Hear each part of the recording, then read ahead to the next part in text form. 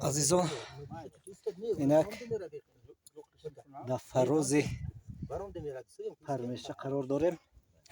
بعد از مشقت های زیاد در راه گشتن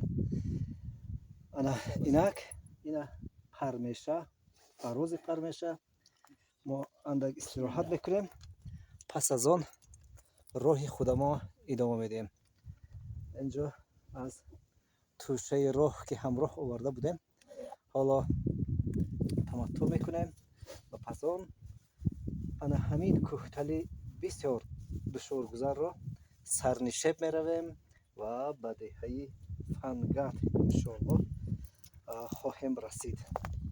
ما این نماد عمومی کوهستان ببینید. این سنگ ها رو ببینید. سنگ ها بیجا شدند در نتیجه زلزله و در نتیجه دیگر آفت های طبیعی.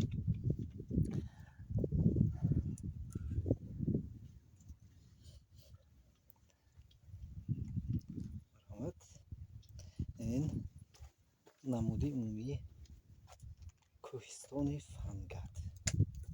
اون طرفتر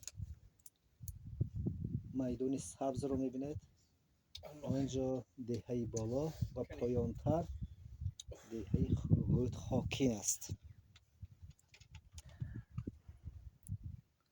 آمد